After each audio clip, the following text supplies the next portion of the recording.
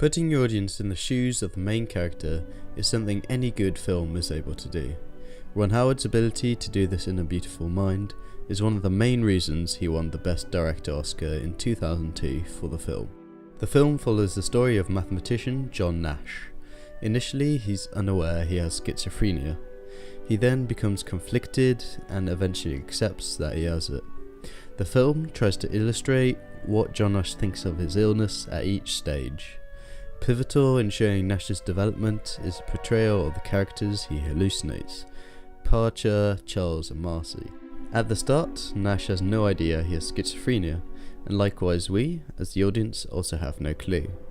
However, the director puts us in Nash's mind by introducing characters in a specific way. In schizophrenics, auditory hallucinations often come before the visual hallucinations.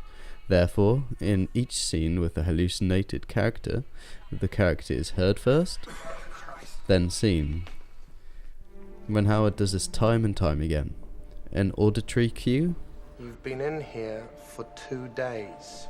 then the visual. Another example. Professor Nash. He does this with real characters too, since at this stage of the story, Nash cannot distinguish between the real and the fake characters. Hi. Saul, Richard Saul.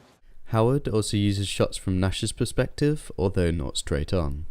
This makes the fake people seem real. Assuming that we're the main character, a shot like this is far more similar to the way that we see the world than a shot like this. In addition, Ron Howard decided to use Paul Bettany's British accent as an asset that would help the film. Cock was mine, the tail belonged to a particularly lovely young thing with a passion for... His accent puts him apart from the rest of the characters. However, this is subtle enough that before the illness revelation, he's believable, and after the illness, he seems slightly odd. Once we are told he's not real, we notice how much he sticks out.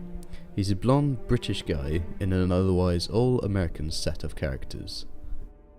The Department of Defense scene was filled with equipment that was a bit too advanced for the film's time period.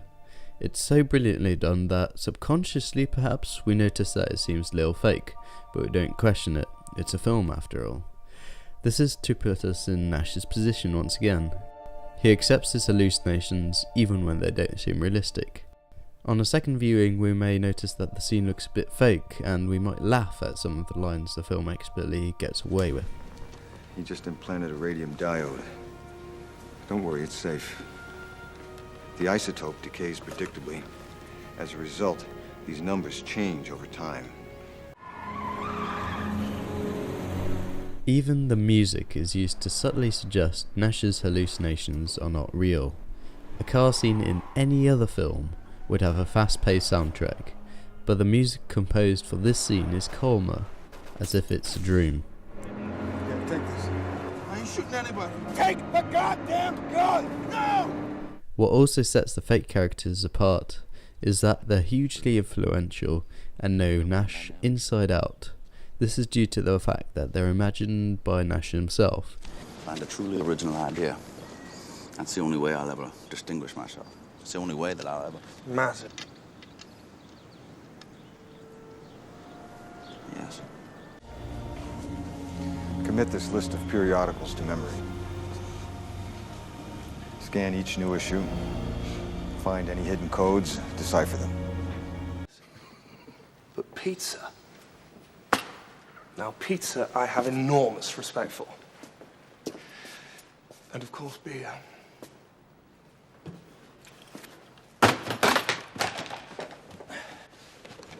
I have respect for beer.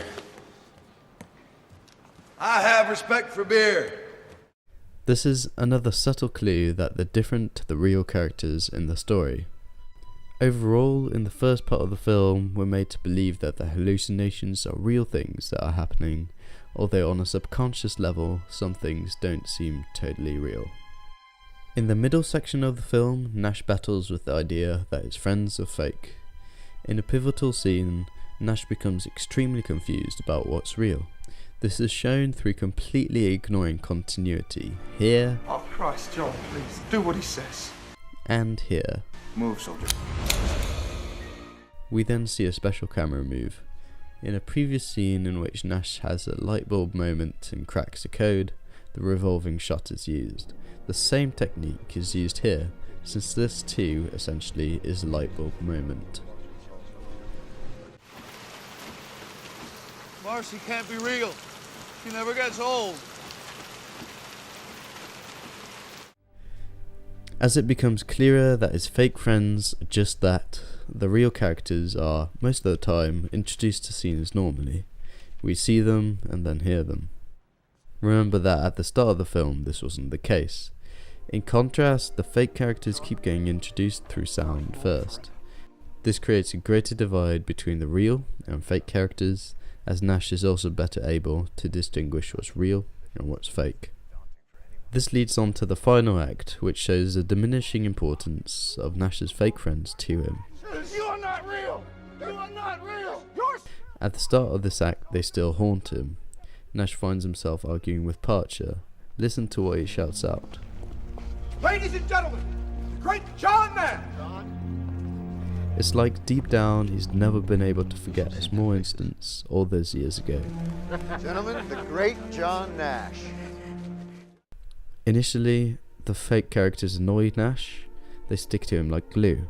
However, as they become easier to ignore for Nash in the film, they're quieter and stand at a further distance. Since there are people walking in front of them, the characters are less present in the frame, just like they're less a part of Nash's world, really. You could even say the people walking seem to be wiping them away. We see the characters one last time before the end, as if to say they'll always be there, but a threat no more. A bittersweet fact for Nash. He puts it very nicely into words. You see, I am crazy. I take the newer medications. But I still see things that are not here. I just choose not to acknowledge them. He's finally admitted that he's ill, and he's turned his life around. And due to this change, Nash kept influencing the academic world for years, garnering lots of respect and winning the Nobel Prize. Overall, Ron Howard does an incredible job of putting us in Nash's head through so many techniques. He portrays the character's development brilliantly and puts you at his mercy. He manages to trick you into thinking what is fake is real, just like John Nash, and then switches us up as Nash changes too.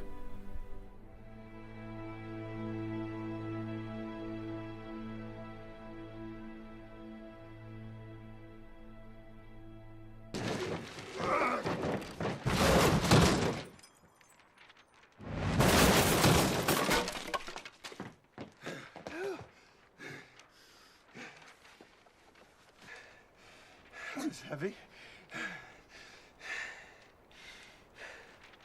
That Isaac Newton fellow was right. He was onto something. Clever boy.